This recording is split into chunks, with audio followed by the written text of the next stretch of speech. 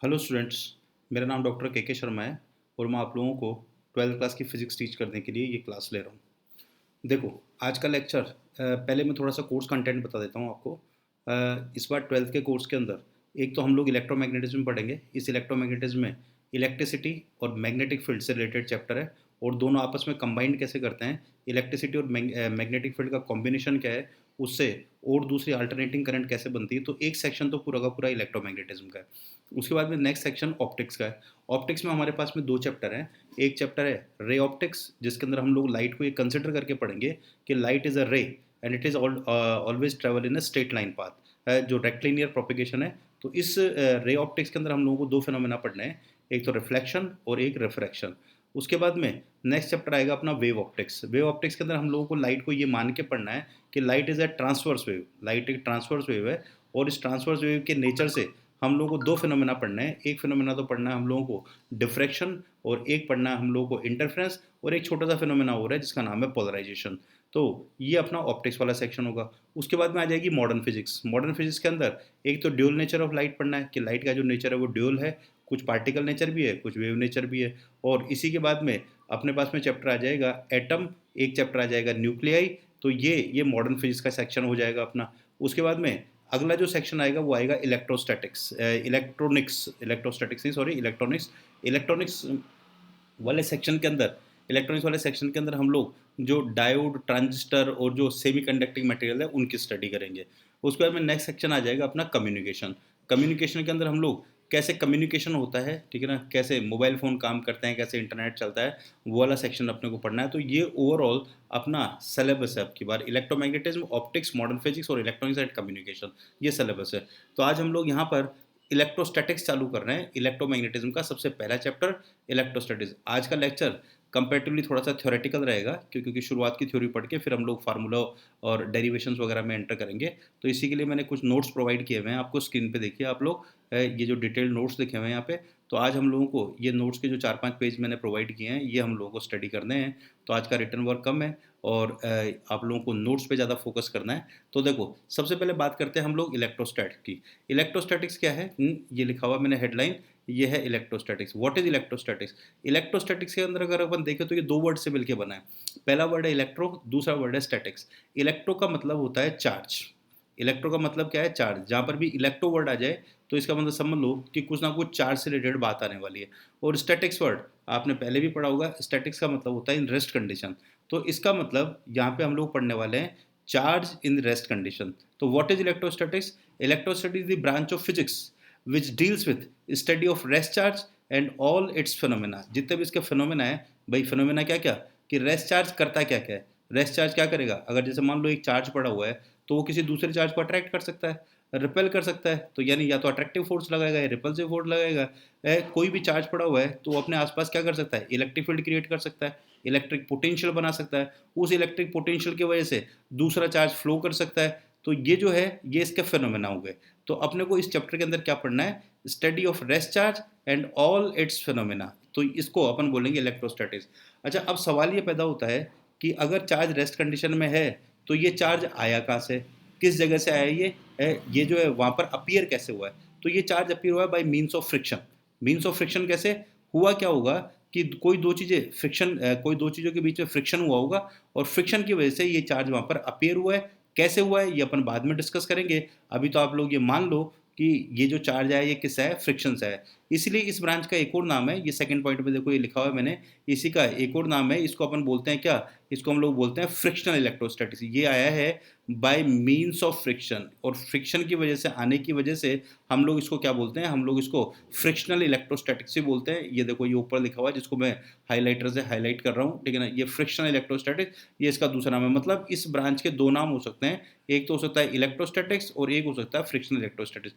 तीसरे पॉइंट की बात करें हम लोग कि थर्ड पॉइंट के अंदर देखो लिखा हुआ है कि ये जो चार्ज आया है, तो चार्ज जब भी आए, अभी मैंने ऊपर भी बताया था, चार्ज जब भी आए तो इसका मतलब आप समझ लेना कि देयर मस्ट बी इलेक्ट्रिसिटी, वहाँ पे इलेक्ट्रिसिटी जरूर होगी। और अगर इलेक्ट्रिसिटी है, चार्ज का मतलब ही इलेक्ट्रिसिटी होता है। अब चार्ज दो टाइप का हो सकता है। दो टाइप का कौन सा? एक तो हो सकता है मूविंग चार्ज, जैसे मान लो कोई चार्ज मूव कर रहा है, ठीक है ना, मोशन के अंदर है। और एक चार्ज हो सकता है रेस्ट चार्ज। अगर चार्ज रेस्ट है, रेस्ट कंडीशन के अंदर है, तो जो इलेक्ट्रिसिटी डेवलप होगी उसको हम लोग बोलेंगे स्टैटिक इलेक्ट्रिसिटी। अगर चार्ज रेस्ट कंडीशन में तो इलेक्ट्रिसिटी बनेगी, उसको अपन बोलेंगे स्टैटिक इलेक्ट्रिसिटी। और अगर चार्ज मूविंग है तो मूविंग चार्ज से जो इलेक्ट्रिसिटी बनेगी उसको हम लोग बोलेंगे करंट इलेक्ट्रिसिटी। तो इस पहले टॉपिक के अंदर आपको केवल 4 नाम याद करने हैं। पहला नाम है इलेक्ट्रोस्टैटिक्स। इलेक्ट्रोस्टैटिक्स का मतलब study of charge in rest. दूसरा जो नाम है वो है फ्रिक्शनल इलेक्ट्रोस्टैटिक्स। ये नाम क्यों रखा? क्योंकि चार्ज जो आया है वो किसकी वजह से है? फ्रिक्शन की वजह से है। तीसरा नाम जो याद रखना है आपको, स्टैटिक इलेक्ट्रिसिटी। स्टैटिक इलेक्ट्रिसिटी क्यों याद रखना है? क्योंकि अगर चार्ज रेस्ट कंडीशन में तो वो जो इलेक्ट्रिसिटी क्रिएट करेगा अपने आसपास उसको हम लोग बोलेंगे स्टैटिक इलेक्ट्रिसिटी। और अगर चार्ज मूविंग है तो वो जो इलेक्ट्रिसिटी बनाएगा उसको हम लोग क्या बोलेंगे? उसको हम लोग बोलेंगे करंट इलेक्ट्रिसिटी। तो ये 4 नाम याद रखने हैं। अब थोड़ा सा हम लोग हिस्ट्री में चलते हैं ताकि हम लोग इस ब्रांच को शुरू से पढ़ पाएँ कि हिस्ट्री के अंदर क्या हुआ था, किन किन साइंटिस्ट लोगों ने काम किया था। तो वो पढ़ रहे हैं हम लोग, वो बात कर रहे हैं। तो देखो सबसे पहले बात करते हैं हम लोग हिस्ट्री के अंदर। हिस्ट्री के अंदर अपने को केवल और केवल 3 साइंटिस्ट याद रखने हैं। सबसे पहले नाम याद कर लो तीनों का। पहला साइंटिस्ट है थेल्स, दूसरा साइंटिस्ट है विलियम गिलबर्ट और थर्ड साइंटिस्ट है बेंजामिन फ्रैंकलिन। थर्ड साइंटिस्ट है बेंजामिन फ्रैंकलिन। ये 3 साइंटिस्ट आपको याद रखने हैं। देखो 3 साइंटिस्ट कौन कौन से, दोबारा नाम याद करेंगे। पहला साइंटिस्ट है थेल्स, दूसरा साइंटिस्ट है विलियम गिलबर्ट और थर्ड साइंटिस्ट है बेंजामिन फ्रैंकलिन। तो सबसे पहले पॉइंट नंबर 1 के अंदर थेल्स का कंट्रीब्यूशन दे रखा है। थेल्स का कंट्रीब्यूशन केवल इतना सा है कि इसने क्या किया, थेल्स ने, ग्रीक साइंटिस्ट था ये, ग्रीस में रहता था, और इसने क्या किया, एक सब्सटेंस आता है अंबर, और अंबर को वूल से रब किया इसने। वूल क्या? वूल जिसके अपने स्वेटर बनते हैं, कार्डिगन्स बनते हैं, ठीक है ना, अपने जो भी विंटर में पहनने वाले कपड़े हैं वो बनते हैं। तो इसने क्या किया, अंबर को वूल से रब किया। वूल क्या है? भेड़ के बाल, शीप के बाल, जो बाल होते हैं उन्हीं से वूल बनता है। तो इसने अंबर अंबर एक सब्सटेंस आता है, रेजिनस सब्सटेंस। तो इसने अंबर को वूल से क्या किया, अंबर को वूल से रब किया। और रब करने के बाद में क्या देखा इसने कि अंबर और वूल को अगर वो रब करता है तो अंबर में एक ऐसी प्रॉपर्टी जनरेट हो जाती है, एक ऐसा फिनोमेना आ जाता है जिसकी वजह से वो लाइट पार्टिकल्स मतलब जैसे पेपर पीसेस हुए, कॉर्क पार्टिकल्स हुए, डस्ट पार्टिकल हुए, उनको क्या करने लगता है, वो अट्रैक्ट करने लगता है। अच्छा, ये फिनोमेना आप मतलब नॉर्मली आप अपने आप भी कर सकते हैं। एक काम कीजिए, एक स्केल लीजिए, ठीक है ना, आपका जो प्लास्टिक का स्केल है, स्केल लेके अपने बालों से रब कर लो। बालों से रब करके अगर वहाँ पे आप उस जो रब किया हुआ स्केल है उसके आसपास छोटे कागज़ के टुकड़े लेके आएंगे, छोटे से कागज़ के टुकड़े करके, ठीक है ना, टेबल पे डाल लो। और उस रब की हुई स्केल को अगर उन टुकड़ों के पास में लेके आओगे तो देखना वो टुकड़े जो है उससे क्या करेंगे, अट्रैक्ट करेंगे। तो ये फिनोमेना वैसे भी अपने को दिखाई दे जाता है। अगर कॉम्ब है, कॉम्ब से हम लोगों ने बालों को ये जो है बालों से रब किया कॉम्ब को, और कॉम्ब को रब करके अगर हम लोग छोटे छोटे कागज़ के टुकड़े लेके या डस्ट पार्टिकल लेके उस कॉम्ब को अगर पास में लेके जाएं तो भी वो क्या होंगे, वो डस्ट पार्टिकल, कागज़ के टुकड़े, कॉर्क के टुकड़े उससे क्या करेंगे, अट्रैक्ट करेंगे। बस ये लाइट होनी चाहिए, ऐसा नहीं कि बहुत मोटा कागज़ ले लिया तो वो अट्रैक्ट नहीं कर पाएगा। तो ये जो है ये फिनोमेना वैसे भी अपन कर सकते हैं। तो थेल्स ने केवल सिंपल इतना सा किया कि अंबर को उसने वूल से रब किया, और वूल से रब करने के बाद में अंबर में एक प्रॉपर्टी आ गई, amber acquired a property by virtue of that property, ठीक है ना, इट अट्रैक्ट्स लाइट ऑब्जेक्ट्स। जैसे पेपर पीसेस हुए, इनको अट्रैक्ट किया। अच्छा, अंबर अंबर को ग्रीक लैंग्वेज के अंदर, जो यूनानी भाषा है, अंबर को ग्रीक लैंग्वेज में बोलते हैं ये जो है इलेक्ट्रम। अंबर को ग्रीक लैंग्वेज में बोलते हैं इलेक्ट्रम। इसीलिए इस ब्रांच का नाम इलेक्ट्रोस्टैटिक्स रखा गया। इसीलिए ये जो इलेक्ट्रिक टाइप के वर्ड जितने भी आए हैं वो सब किससे हैं, वो सब आए हैं इलेक्ट्रम से। अच्छा, हम इसने थेल्स का कंट्रीब्यूशन केवल इतना सही है, ये नहीं बता पाया कि अट्रैक्शन क्यों हो रहा है, ठीक है ना, ये केवल ये एक्सपेरिमेंट करके खत्म हो गया इसका कंट्रीब्यूशन। उसके बाद में नेक्स्ट साइंटिस्ट की बात करते हैं अपन, विलियम गिलबर्ट। विलियम गिलबर्ट ने क्या किया, वैसे तो इसने ज़िंदगी में बहुत सारे काम किए होंगे, लेकिन अपन याद रखने के लिए अपन इसके कामों को कैटेगराइज कर लेते हैं। अपन ये मान लेते हैं कि इसने 4 ही काम किए अपनी ज़िंदगी में पूरे। 4 काम कौन कौन से? सबसे पहली बात, इसने क्या किया, इसने रीज़न बताया।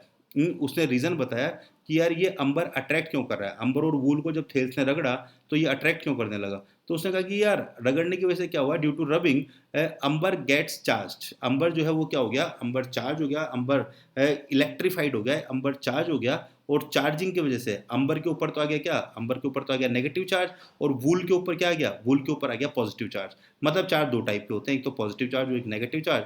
और रगड़ने की वजह से एक चीज़ तो बन गई पॉजिटिव और एक चीज़ बन गई क्या, नेगेटिव। और उस नेगेटिव और पॉजिटिव चार्ज की वजह से ही अंबर पे क्या बताया मैंने, अंबर पे बताया मैंने नेगेटिव चार्ज, और उस नेगेटिव चार्ज की वजह से ही वो जो लाइट ऑब्जेक्ट है उनको क्या कर रहा है, अट्रैक्ट कर रहा है। अच्छा, इसका अपन सेकंड काम देखें। ये जो विलियम गिलबर्ट ने सेकंड काम क्या किया, तो उसने क्या कहा कि यार केवल अंबर और वूल ही नहीं है ऐसे, और भी ऐसे सब्सटेंस है जो इस तरह से करते हैं, ठीक है ना। अगर अपन उनको रगड़ दें आपस में, तो रगड़ने से वो भी क्या करने लगते हैं, लाइट ऑब्जेक्ट्स को अट्रैक्ट करने लगते हैं। जैसे कि अपन बात करें, जैसे अंबर और वूल को रगड़ा जाएगा।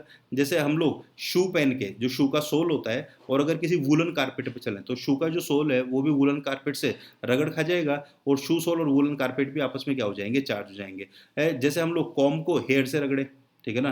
हम लोग सुबह सुबह हम लोग बाल बनाते हैं, बाल बनाने के लिए अपने को कॉम की जरूरत पड़ती है, और बाल और कॉम के बीच में क्या होता है, फ्रिक्शन होता है। तो इसकी वजह से भी क्या हो जाता है, कॉम भी चार्ज हो जाता है और बाल भी क्या हो जाते हैं, चार्ज हो जाते हैं। अच्छा, जैसे कि हम लोग सपोज करो सर्दियों के दिनों के अंदर हम लोग स्वेटर पहन रहे हैं, और स्वेटर पहनते वक्त या स्वेटर खोलते वक्त हमारी शर्ट के हमारी शर्ट के, जो भी हम लोगों ने कपड़ा पहन रखा है, तो वो उससे क्या कर गया, रगड़ खा गया, है ना। हमारा जो स्वेटर है वो हमारे नायलॉन की शर्ट से क्या कर गया, रगड़ खा गया। तो उससे भी क्या हो जाएगा, उससे भी फ्रिक्शन हो जाएगा, और स्वेटर के ऊपर भी चार्ज आ जाएगा और नायलॉन की शर्ट के ऊपर भी चार्ज आएगा। तो ऐसे बहुत सारे, जैसे मैंने शुरू में बताया था कि स्केल को भी हम लोग किससे रब कर सकते हैं, बालों से रब कर सकते हैं। अच्छा, इसके अंदर आप एक कॉन्सेप्ट ध्यान रखो हल्का सा, कि जो भी बाल टाइप की चीज़ें, देखो बाल टाइप की चीज़ें कौन सी है, वुलन कारपेट, स्वेटर जो है वो भी वूल का बना हुआ और वूल क्या है, भेड़ के बाल। तो जो भी बाल टाइप की चीज़ें, या आपके खुद के बाल जिससे आप स्केल रगड़ रहे हो, तो इन बाल टाइप की चीज़ों पे हमेशा क्या आएगा, इन पे हमेशा आएगा पॉजिटिव चार्ज। और पॉजिटिव चार्ज क्यों आता है, पॉजिटिव चार्ज आता है हमेशा इलेक्ट्रॉन छोड़ने की वजह से। रगड़ने से होता क्या है कि एक ऑब्जेक्ट तो इलेक्ट्रॉन छोड़ देता है, दूसरा ऑब्जेक्ट है उतने ही इलेक्ट्रॉन क्या कर लेता है, पकड़ लेता है। जो इलेक्ट्रॉन छोड़ता है वो तो बन जाता है पॉजिटिव चार्ज, जो इलेक्ट्रॉन पकड़ लेता है वो बन जाता है नेगेटिव चार्ज। इसको अपन बाद में डिटेल में लेंगे। अच्छा, और भी दो तीन सब्सटेंस याद रखो जिसके अंदर वूल वगैरह का यूज नहीं हो रहा है। एक तो आप याद रखो, एबोनाइट को रब कर सकते हैं हम लोग फर से, फर भी बाल ही होते हैं, ठीक है ना। पोलर बियर के बाल जो होते हैं, हाइट विद स्किन विद इसके हेयर्स, ठीक है ना। जो पोलर बियर के hairs with white of the polar bear is known as fur. तो फर और एबोनाइट को हम लोग रब कर सकते हैं। ग्लास रॉड को और सिल्क को हम लोग रब कर सकते हैं। ग्लास रॉड को सिल्क से जब भी रब करेंगे, सिल्क बाल नहीं है, सिल्क तो सिल्क मौत से मिलता है, तो ग्लास रॉड सिल्क को रब करेंगे तो ग्लास रॉड पे आएगा पॉजिटिव चार्ज और सिल्क पे आएगा नेगेटिव चार्ज। सिमिलरली अगर अपन एबोनाइट को रब करेंगे फर से, तो फर क्यों, क्योंकि बाल है, तो इसके ऊपर आएगा पॉजिटिव चार्ज, और एबोनाइट पे क्या आएगा, एबोनाइट पे आएगा नेगेटिव चार्ज। तो ये विलियम गिलबर्ट का सेकंड कॉन्ट्रीब्यूशन। उसके बाद में इसका एक और कॉन्ट्रीब्यूशन याद रखें, अपन इसमें नोट्स में तो दिया हुआ नहीं है, इतना इंपॉर्टेंट भी नहीं है, लेकिन मैं आपको बता देता हूँ। इसने क्या किया था, एक बुक लिखी। अच्छा, मैंने अभी आपको बताया कि ये जितने भी और ये वाले जितने भी दूसरे सब्सटेंस है अंबर और वूल के अलावा, इनको हम लोग क्या करते हैं, इनको एक कैटेगरी बनाते हैं। इस कैटेगरी को बोलते हैं अपन इलेक्ट्रिका। इलेक्ट्रिका क्या है, इलेक्ट्रिका वो सभी सब्सटेंस, ठीक है ना, कोई से भी ऐसे दो सब्सटेंस जिनको रगड़ने पे वो क्या हो जाते हैं, वो चार्ज हो जाते हैं। उस उन सभी सब्सटेंस को अपन कॉमनली क्या बोलते हैं, इलेक्ट्रिका। जैसे आप लोग बच्चे हो, सभी लोग पढ़ रहे हो, तो सभी को कॉमनली मैं क्या बोलूंगा, स्टूडेंट्स। तो ऐसे ही जितने भी ऑब्जेक्ट्स, जितने भी सब्सटेंस आपस में रगड़ने पे चार्ज हो जाते हैं, ऐसे दो पेयर्स जो रगड़ने पे चार्ज हो जाते हैं, उनको हम लोग क्या बोलते हैं, उनको हम लोग बोलते हैं इलेक्ट्रिका। अच्छा, इसका एक कॉन्ट्रीब्यूशन और सुनो, कि इसने क्या किया, इसने एक बुक लिखी थी जिसका नाम था डी मैग्नेटो। और इस डी मैग्नेटो में क्या किया, इसने जो सिंपल एक्सपेरिमेंट किए थे, फ्रिक्शन से रिलेटेड जो सिंपल एक्सपेरिमेंट किए थे, उन्हीं का जिक्र किया है उसी के अंदर, उन्हीं का है ये जो डिटेल के अंदर डिस्क्रिप्शन दिया हुआ है, ये इसने डी मैग्नेटो नाम की अपनी बुक के अंदर लिखा। अच्छा, दूसरा, इसने चार्जेस का नाम रखा भाई, इसने चार्जेस का नाम रखा। चार काम कौन कौन से हो गए, चार काम कौन से बताए मैंने। पहला काम हो गया कौन सा अपना, इसका पहला काम हो गया कि इसने ये बताया कि चार्जिंग ये जो है वो अंबर अट्रैक्ट क्यों करने लगा, अट्रैक्ट क्यों करने लगा, क्योंकि वो क्या हो गया, चार्ज हो गया। दूसरा काम क्या हुआ अपना इसका, दूसरा काम हुआ इसने ये जो है एक कैटेगरी बनाई इलेक्ट्रिका, इसने और भी सब्सटेंस रख के एक कैटेगरी बनाई इलेक्ट्रिका। तीसरा काम हुआ इसका, इसने एक बुक लिखी डी मैग्नेटो। और चौथा काम क्या हुआ इसका, चौथा काम, इसने चार्जेस का नाम रखा। तो चार्जेस का नाम क्या रखा इसने, चार्जेस का नाम रखा इसने, अंबर के ऊपर जो चार्ज आया उसका नाम तो रखा इसने रेजिनस, और वूल पे जो चार्ज आया उसका नाम रखा इसने विट्रियस। नाम याद कर लो, अंबर पे जो चार्ज आया उसका नाम तो रखा इसने रेजिनस, और वूल पे जो चार्ज आया उसका नाम रखा इसने विट्रियस। इतना कोई इंपॉर्टेंट नहीं है एग्जाम पॉइंट ऑफ व्यू से, लेकिन ठीक है, हम लोग शुरू से पढ़ रहे हैं तो बिल्कुल जीरो से शुरुआत कर दी थी, इसलिए मैं आप सब लोगों को ये बातें बता रहा हूँ। अच्छा, उसके बाद में ये जो इसने नाम रखे थे रेजिनस और विट्रियस, ये बड़े मतलब टफ थे बोलने में, मतलब मज़ा नहीं आ रहा था लोगों को, ठीक है ना, क्योंकि नाम लंबे भी हो गए, और ये जो है इनका प्रोनाउंसिएशन भी टफ है, रेजिनस और विट्रियस। और कॉमन आदमी को भी जरूरत पड़ती है कि यार चार्ज के बारे में तो कम से कम उसे पता हुई। तो फिर एक नेक्स्ट साइंटिस्ट आया बेंजामिन फ्रैंकलिन, और बेंजामिन फ्रैंकलिन ने दो टर्म्स इंट्रोड्यूस करी, पॉजिटिव और नेगेटिव। उसने वूल पे जो चार्ज है उसको तो कहा पॉजिटिव, और अंबर पे जो चार्ज है उसको कहा उसने नेगेटिव।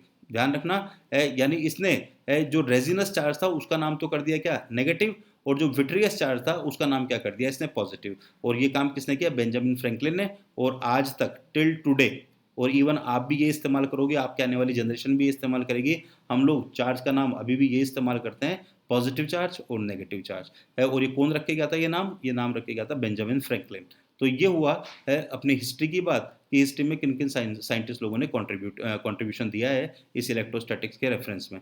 अच्छा, उसके बाद में बात करते हैं हम लोग, अब अपन क्यों, क्योंकि रेस्ट चार्ज की स्टडी कर रहे हैं तो एटलीस्ट अपने को ये पता हो कि चार्ज होता क्या है। चार्ज क्या होता है, तो ये हम लोग टॉपिक पढ़ रहे हैं व्हाट इज चार्ज, चार्ज के बारे में पढ़ रहे हैं हम लोग। तो देखो सबसे पहला पॉइंट दे रखा है, no technical definition is available, इसकी कोई डेफिनेशन अवेलेबल नहीं है। जैसे कई लोगों को डिफाइन करना इतना इंपॉर्टेंट नहीं होता, इंपॉर्टेंट ये होता है कि यार वो करते क्या है। तो चार्ज के केस में वैसा ही है, चार्ज की कोई डेफिनेशन नहीं है, अपन कोई पर्टिकुलर डेफिनेशन नहीं बोल सकते। लेकिन आप ये ध्यान रखो कि चार्ज की कोई डेफिनेशन नहीं है, लेकिन चार्ज जितने भी जो भी मैटर है, जो भी मैटर में क्या आते हैं, सॉलिड, लिक्विड, गैस। आप अपने कमरे में नज़र उठा के देखो, आपको बहुत सारे ऑब्जेक्ट नज़र आएंगे, आपको अपने कमरे की दीवारें नज़र आएगी, आपको अपना टेबल, आपको अपना फैन, आपको अपना चेयर, आपको अपनी बुक, आपको अपनी नोटबुक, पेन, मार्कर, जो भी कुछ आपने आसपास रख रखा है वो सब कुछ नज़र आएगा। और इन सभी चीज़ों में चार्ज होता है। सभी चीज़ों में चार्ज कैसे होता है भाई, सभी चीज़ों में चार्ज होता है क्योंकि सब चीज़ किससे मिलकर बनी हुई है, एटम से। और एटम एटम किससे मिलकर बनता है, एटम न्यूक्लियस से, और उसके चारों तरफ इलेक्ट्रॉन क्या करते रहते हैं, रिवॉल्व करते रहते हैं। तो न्यूक्लियस के अंदर क्या होता है, पॉजिटिव चार्ज जो कि प्रोटॉन बनाते हैं, और इलेक्ट्रॉन जो होते हैं वो होते हैं नेगेटिव चार्ज। और मैटर के तीन कंपोनेंट है, मैटर के तीन कंपोनेंट कौन कौन से, सॉलिड, लिक्विड और गैस। सभी चीज़ें मैटर से मिलकर बनी हुई है। ये हवा है, ठीक है ना, हवा के अंदर भी क्या है, हवा के अंदर भी एटम और मॉलिक्यूल है, और एटम और मॉलिक्यूल है तो उनके अंदर इलेक्ट्रॉन और प्रोटॉन होंगे। तो इलेक्ट्रॉन तो बनाएगा उसका नेगेटिव चार्ज, और प्रोटॉन क्या बनाएंगे, प्रोटॉन बनाएंगे उसके पॉजिटिव चार्ज। आपकी कमरे की दीवारें हैं, कमरे की दीवारें ये कैल्शियम से मिलकर बनी हुई है, जिप्सम से मिलकर बनी हुई है। तो कैल्शियम क्या है, कैल्शियम एक एलिमेंट है और उसके अंदर प्रोटॉन इलेक्ट्रॉन होंगे। आपके बाल जो हैं वो बाल किससे मिलकर बने हुए हैं, प्रोटीन से। प्रोटीन के अंदर क्या होता है, एमिनो एसिड, एमिनो एसिड का ग्रुप क्या होता है, NH2। और NH2 के अंदर नाइट्रोजन है, हाइड्रोजन है। तो मतलब हर चीज़ के अंदर चार्ज होता है। पानी है, पानी के अंदर H2O, H2O के अंदर मतलब दो तो हाइड्रोजन के एटम है और एक ऑक्सीजन का एटम है। अब हाइड्रोजन के अंदर, दोनों हाइड्रोजन के अंदर एक एक इलेक्ट्रॉन होगा और एक एक प्रोटॉन होगा। अब एक एक इलेक्ट्रॉन है तो उनके अंदर नेगेटिव चार्ज भी और पॉजिटिव चार्ज भी, इलेक्ट्रॉन का नेगेटिव चार्ज होता है, प्रोटॉन का पॉजिटिव चार्ज होता है। ऐसे ही है जैसे ऑक्सीजन है, ऑक्सीजन के अंदर 8 इलेक्ट्रॉन है और 8 प्रोटॉन है। तो उसके अंदर 8 इलेक्ट्रॉनों के बराबर तो नेगेटिव चार्ज होगा और 8 प्रोटॉनों के बराबर पॉजिटिव चार्ज होगा। तो मैंने आपको लिक्विड का एग्जांपल भी दे दिया, मैंने आपको एयर का एग्जांपल भी दे दिया, यानी गैस का एग्जांपल भी दे दिया, और मैंने आपको सॉलिड का एग्जांपल भी दे दिया। तो सॉलिड हो चाहे लिक्विड हो चाहे गैस हो, ये चार्ज जो है हर फंडामेंटल ऑब्जेक्ट की इंट्रिंसिक प्रॉपर्टी है। मतलब उसके अंदर चार्ज होता ही होता है, बिना चार्ज के उसका एग्जिस्टेंस नहीं है। अच्छा, चार्ज को सिंबलाइज किससे करते हैं हम लोग, इसको हम सिंबल क्या है, इसको सिंबलाइज करते हैं हम लोग कैपिटल क्यू से। देखो थर्ड पॉइंट में लिखा हुआ है, जरा नजर मारो थर्ड पॉइंट के ऊपर। थर्ड पॉइंट में चार्ज का सिंबल लिखा हुआ है क्यू, ये चार्ज का सिंबल क्यू लिखा हुआ है। और या तो अपन इसको कैपिटल क्यू से डिनोट करें, या फिर हम लोग इसको किससे डिनोट करें, स्मॉल क्यू से। या तो इसको कैपिटल क्यू से, या हम लोग डिनोट करें इसको स्मॉल क्यू से। और कई बार टेस्ट चार्ज के लिए हम लोग क्यू नॉट भी इस्तेमाल करेंगे। ये टेस्ट चार्ज क्या है, अपन कोई एक ऐसा चार्ज लेंगे जिसके ऊपर हम लोग कोई लॉ बनाएंगे तो उसको हम लोग क्यू नॉट बोल देंगे। और जनरली इलेक्ट्रॉन के चार्ज को हम लोग -e से डिनोट करते हैं और प्रोटॉन के चार्ज को +e से डिनोट करते हैं। तो ये एक स्पेशल ध्यान रखना आप, इलेक्ट्रॉन के चार्ज को अपन e से लिखेंगे, प्रोटॉन के चार्ज को अपन भी e से लिखेंगे, लेकिन प्रोटॉन का चार्ज होगा +e और इलेक्ट्रॉन का चार्ज होगा -e। अच्छा, इसकी चार्ज का एक यूनिट क्या होती है, चार्ज की यूनिट होती है साहब कूलम। चार्ज का यूनिट क्या होगा, चार्ज का यूनिट होगा कूलम। ध्यान करो आप, तो एक छोटी सी डेफिनेशन ध्यान करो। 12th क्लास के अंदर, 10th क्लास के अंदर, 12th नहीं सॉरी 10th क्लास के अंदर एक डेफिनेशन आई थी, और वो डेफिनेशन क्या थी, rate of flow of charge is called current. इधर साइड में देखो आप लोग, मैं एक फॉर्मूला लिख के बता रहा हूँ। 10th क्लास के अंदर एक डेफिनेशन आई थी कि करंट क्या होती है, करंट होती है I = Q/T, ठीक है ना, Q/T, I = Q/T, rate of flow of charge is called current. तो यहाँ से Q कितना आ जाएगा, Q आ जाएगा Q = IT, ये फार्मूला आ जाएगा Q = IT। तो यानी अगर किसी वायर में से कितना चार्ज फ्लो कर रहा है, अगर मुझे ये पता करना है तो उसके अंदर से कितनी एम्पियर करंट गई, कितने टाइम तक गई, आप करंट को और टाइम को क्या कर दो, आप मल्टीप्लाई कर लो, तो आपको कितना अमाउंट ऑफ चार्ज उसके अंदर फ्लो किया ये पता चल जाएगा। तो ये है बात। अच्छा, यहाँ से अगर अपन यूनिट निकालें तो यहाँ से यूनिट देखो क्या निकलेगी। चार्ज का यूनिट क्या होता है, चार्ज का यूनिट मैंने बताया अभी भी कूलम, चार्ज का यूनिट होता है कूलम। इसको हम लोग किससे लिखेंगे, सी से। चार्ज का यूनिट है COULOMB, कूलम। और टाइम का यूनिट क्या होता है, टाइम का यूनिट होता है सेकंड। चार्ज का यूनिट कूलम और टाइम का यूनिट सेकंड। और कूलम अपॉन सेकंड को ही हम लोग क्या बोलेंगे, इसी को हम लोग बोलेंगे एम्पियर। इसके अंदर जो कूलम है वो भी साइंटिस्ट का नाम है, एम्पियर है वो भी साइंटिस्ट का नाम है, और एम्पियर को लिखते हैं अपन कैपिटल ए से, कूलम को लिखते हैं अपन कैपिटल सी से, और सेकंड को लिखते हैं अपन स्मॉल एस से। तो इसका मतलब ये आ गया ampere equals to coulomb upon second, ampere equals to coulomb upon second, ये आ गया। अच्छा, तो इसका चार्ज का यूनिट होता है कूलम, और कूलम को अपन क्या लिख सकते हैं, कूलम को लिख सकते हैं अपन ampere into second, coulomb equals to ampere into second, ये आ गया। अच्छा, अब ये जो एम्पियर है ये फंडामेंटल यूनिट है, ध्यान रखना, एम्पियर जो ये फंडामेंटल यूनिट है, तो इसका डायमेंशन क्या हो जाएगा कूलम का, कूलम का डायमेंशन क्या हो जाएगा, एम्पियर का डायमेंशन, एम्पियर का डायमेंशन क्या होता है A1, तो इसका डायमेंशन लिख देंगे हम लोग A1, और सेकंड का डायमेंशन क्या होता है T1, तो इसका डायमेंशन लिख देंगे हम लोग T1। तो देखो ये लिखा हुआ कि इसका डायमेंशन क्या हो जाएगा, इसका डायमेंशन हो जाएगा A1 T1, ये लिखा हुआ, इसका डायमेंशन हो जाएगा A1 T1। यूनिट तो हो जाएगी कूलम, दूसरा यूनिट आप क्या याद रखते हो, एम्पियर इंटू सेकंड, दूसरा यूनिट क्या हो जाएगा, एम्पियर इंटू सेकंड। यहाँ पे एक और यूनिट लिख देता हूँ मैं, एक तो यूनिट हो जाएगा एम्पियर कूलम, और दूसरा यूनिट हो जाएगा और एम्पियर इंटू सेकेंड, ये भी इसका यूनिट हो जाएगा। एम्पियर इंटू सेकेंड से हम लोगों ने क्या बनाई है, इसका डायमेंशन बनाई है A1 T1। अच्छा, अब जैसे मान लो मुझे 1 कूलम की डेफिनेशन देनी है, मुझे ये पता करना है कि यार 1 कूलम की डेफिनेशन क्या हो जाएगी, तो 1 कूलम की डेफिनेशन क्या हो जाएगी, क्योंकि देखो हम लोगों ने यहाँ लिखा है क्या, यहाँ लिखा है हमने ampere equals to coulomb upon second, यहाँ लिखा है हम लोगों ने ampere equals to coulomb upon second, तो इसके अंदर मैं लिख सकता हूँ यहाँ पे 1 ampere equals to 1 coulomb upon कितना 1 सेकंड, ये आ गई 1 एम्पियर की डेफिनेशन। तो ये जो है 1 कूलम की क्या हो जाएगी, 1 कूलम की हो जाएगी 1 coulomb equals to 1 ampere multiplied by 1 second, 1 ampere multiplied by 1 second. तो क्या बोले हम लोग डेफिनेशन, इससे जिसको मैं बॉक्स के अंदर डाल रहा हूँ इससे दे रहा हूँ मैं डेफिनेशन, क्या हो जाएगी डेफिनेशन, डेफिनेशन हो जाएगी अगर किसी कंडक्टिंग वायर के अंदर, जैसे ये कंडक्टिंग वायर है, इसके अंदर से करंट चल रही है 1 एम्पियर, 1 एम्पियर की करंट इसके अंदर से फ्लो कर रही है, और कितने टाइम इंटरवल तक फ्लो करी, टाइम लगा उसको 1 सेकंड, मतलब 1 एम्पियर की करंट 1 सेकंड तक फ्लो करी, तो इसका मतलब इसमें से चार्ज कितना फ्लो किया है, इस वायर में से चार्ज फ्लो किया है 1 कूलम, ठीक है ना। अगर 1 एम्पियर करंट 1 सेकंड के लिए, if unit ampere of current flowing through the wire for the time interval of 1 second, अगर 1 एम्पियर की करंट 1 सेकंड के लिए किसी कंडक्टिंग वायर से फ्लो कर रही है, तो इसका मतलब उसके अंदर से चार्ज कितना फ्लो किया है, चार्ज फ्लो किया है उसके अंदर से 1 कूलम, ये 1 कूलम की डेफिनेशन हो गई, ये आपके नोट्स में देखो पॉइंट नंबर 6 के अंदर दिया हुआ है। उसके बाद में बात करें हम लोग पॉइंट नंबर 7 की, कि चार्ज किससे अपीयर होता है, चार्ज अपीयर होता है फ्रिक्शन से। अच्छा, फ्रिक्शन से कैसे अपीयर होता है, क्या होता है कि हम दो चीज़ों को रब करते हैं आपस में, जैसे हम लोगों ने वूल को रब किया अंबर से, हम लोगों ने एबोनाइट को रब किया फर से, हम लोगों ने ग्लास को रब किया किससे, सिल्क क्लोथ से। तो किसी भी दो चीज़ों को रब करते हैं तो इसमें होता है क्या है कि फ्रिक्शन के अगेंस्ट में एनर्जी क्रिएट होती है, फ्रिक्शन के अगेंस्ट वर्क होता है, क्योंकि फ्रिक्शन एक फोर्स है, फ्रिक्शन के अगेंस्ट वर्क होता है, और वो वर्क कन्वर्ट होता है किसके अंदर, एनर्जी के अंदर, और that energy is gained by electrons of outer most orbit of any atom, ठीक है ना। उन दोनों मेटेरियल में से जो आउटर मोस्ट के इलेक्ट्रॉन होते हैं उसको क्या कर लेती है, वो एनर्जी गेन कर देती है, वो इलेक्ट्रॉन वो एनर्जी गेन कर लेते हैं, और एनर्जी गेन करके एक सब्सटेंस से इलेक्ट्रॉन निकल जाते हैं और दूसरे सब्सटेंस में इलेक्ट्रॉन क्या हो जाते हैं, पहुंच जाते हैं। तो एक सब्सटेंस तो इलेक्ट्रॉन क्या कर देता है, छोड़ देता है। जैसे मान लो मैंने अंबर को रब किया वूल से, अब क्या हुआ, रब करने की वजह से फ्रिक्शन के अगेंस्ट में वर्क हुआ, और अपने को पता है capacity to do work is called energy, तो वो वर्क किस में कन्वर्ट हो जाएगा, एनर्जी के अंदर।